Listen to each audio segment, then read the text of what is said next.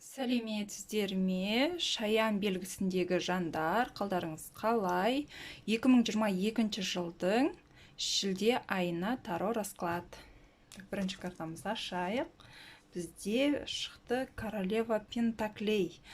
Королева пентакль бұл пентакль өзі ақшаның картасы. Именно ақша жағынан өте благополучный, жақсы карта. Яғни бір жұмыс жасасаңыз, еңбек етсеңіз, жаңағы еңбегіңіздің нәтижесі өте жақсы болады. Алға қойған осы шілде айында алға қойған мақсатыңызға жетіп, жаңағы бір крупный сумма ақша түсуі мүмкін. Мысалы, отпускқа шықсаңыз, отпускной алуыңыз мүмкін, ойламаған жерден бір қаржы келуі мүмкін. Және де именно королева пентаклей жаңағы отбасы жағынан да өте жақсы карта. Мысалға, екінші жартыңызбен отношенияңыздың жақсаратын уақыты, махаббатқа толы жақсы ай. Келесі карта бізде девятка пентакль. Тағы да пентакль түсіп тұр сіздерге. Пентакль өз ақшаның картасы. Қаншалықты жаңағы ақша жағы жақсы болса да, бірақ сізді іштей бір нәрсе мазалауы мүмкін. Көңіліңіз толмауы мүмкін.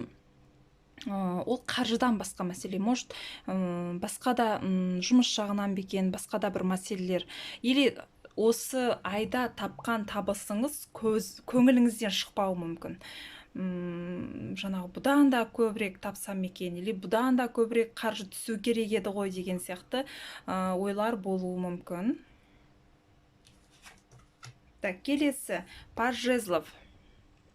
Ұзақ жол түсіп тұр, білмеймін, командировка или отпускаға шығып демалыс, жол жүруіңіз мүмкін, немесе жол жүруге дайындалуыңыз мүмкін.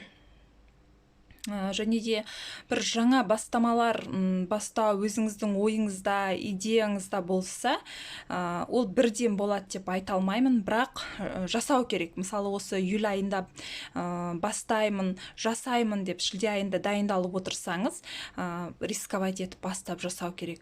Бұл бірден болмаса да ақырын результат беретін болады. Яғни бұл жаңағы қаржылық результаты, яғни өте жоғары болады.